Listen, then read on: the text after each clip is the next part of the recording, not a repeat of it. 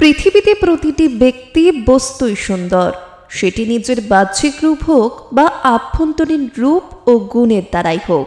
কিন্তু আমরা হয়তো সঠিক মূল্যায়ন না করেই ব্যক্তি বা বস্তুগুলিকে বিচার করে ফেলি, তবে পরে তাদের গুণের দ্বারা তারা আমাদের ধারণাকে ভুল প্রমাণ করে, আমাদের জ্ঞানচক্ষু খুলে দিয়ে যায়।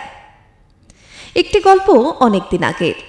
আমেরিকার এক বিকেলে যখন আইসক্রিম স্যান্ডের দাম অনেকটাই কম ছিল, একটি 10 বছরের ছেলে একটি হোটেলের আইসক্রিম কর্নারে ঢুকে একটি টেবিলে বসলো।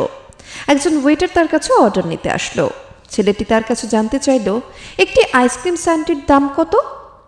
ওয়েটার উত্তর দিল, 50 সেন্ট। ছোট ছেলেটি তার পকেট থেকে কতগুলো কয়েন বের করে গুনতে শুরু করলো। তারপর সে জিজ্ঞাসা করলো, একটি সাধারণ আইসক্রিমের দাম কত?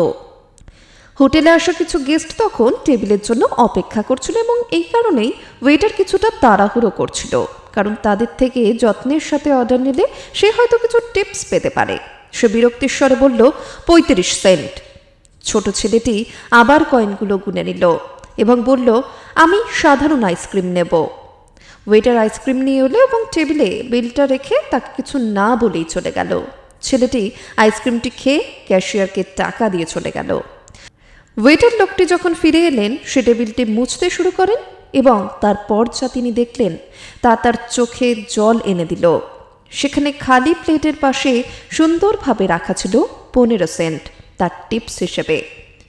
গল্পের শিক্ষা, কাউকে উপরের রূপ দেখে অবহেলা করা উচিত নয়।